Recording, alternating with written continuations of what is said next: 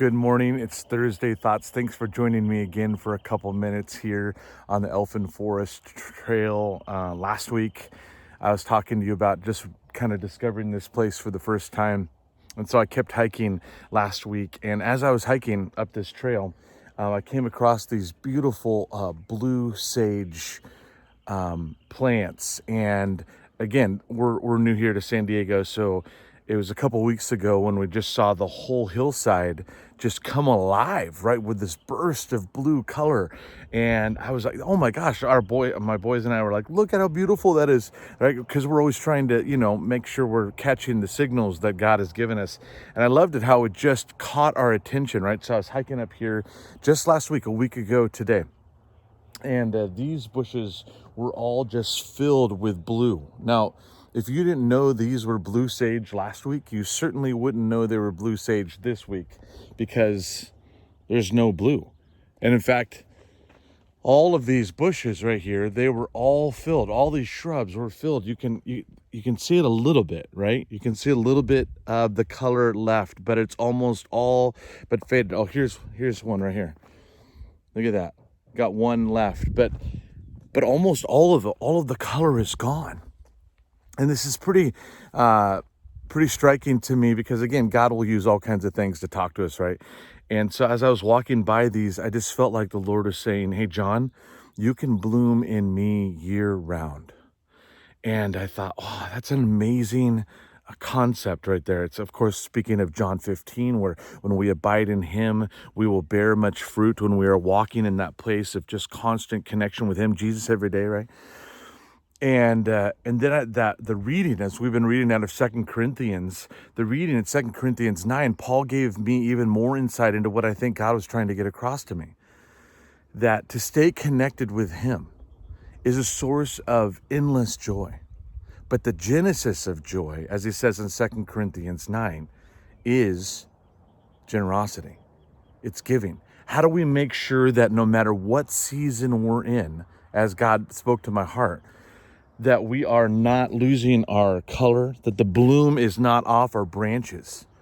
Well, Paul says to the Corinthian church, he's saying, when you give, cheerfully give, it not only meets the needs of those around you, but joy begins to erupt in those around you and in you as well. The genesis of joy is perpetual and persistent generosity. Our roots grow deep so that even on a foggy, overcast day like this, where you can't even really see around you, your faith will catch the attention of the tired and weary people on the trail. So that when you and I are walking through this life, we're no longer looking for what we can take, but what we can give. But we're no longer living out of scarcity, but living out of generosity. And so I just want to ask you this morning, where's the genesis of your joy? I know things are starting to open up. It's so fun, right? Baseball, oh my gosh, Padres are on fire right now. We've got theaters opening up for a movie guy like me. That's very exciting. All these things that we can find happiness in, but I'm talking about joy. And I have seen the growth in my life come when I am no longer taking, but I'm giving. Jesus said it's more blessed to give than to receive. Oh yeah, this bush right here. Look at that. Almost completely faded.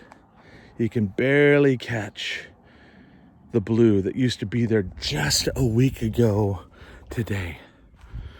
Listen, we're living in a world that is driven by consumed by self-pursuit. They'll be in relationships as long as it's serving them, but that's not the way of the kingdom of God. And I'm not just talking about giving money either. Obviously, putting Christ first in our finances, where our treasure is, there our heart is also. Jesus says, show me your wallet and I'll show you your heart. But I'm talking about time, talent, and treasure. Look, not just waiting for needs that need to be met, but actually looking for needs. You're going to find this amazing adventure take place where joy is around every corner, where you're not running from need because it's like, I have enough needs of my own. I don't need to meet somebody else. But if you know the genesis of joy is in helping to meet that need, to being the hands and feet of Jesus and helping that person, helping your spouse, helping your kids, helping your boss.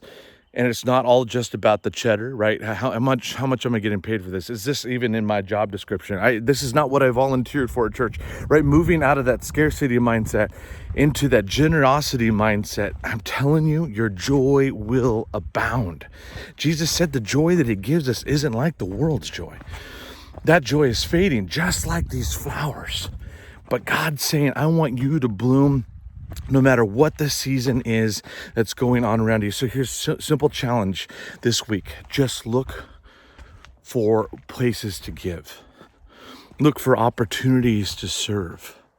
Look for ways to get your flesh no longer focused on self, but looking out to the world around you as an opportunity to be a burst of joy and color to a gray and cold world.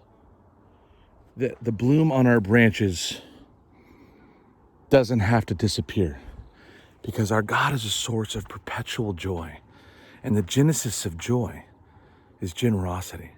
Let's look for ways that we can give out of an abundance of God. And maybe you're going, John, I don't have a lot. Listen, we have so much because we have Christ. He never runs out. He never runs dry. And if God is asking us to give, giving opportunities that are coming across our path to give, let's not pass them by, because really what he's offering us is not only a chance to meet that need, to bring them joy, but that you and I would be able to have a perpetual joy, a bloom that doesn't fade no matter the season. I'm looking for ways to be able to be used by God this week to give beyond my comfort zone. I want to challenge you to do the same. And let's share some stories together on what God does. Much joy and peace to you this week in this adventure of faith. God bless.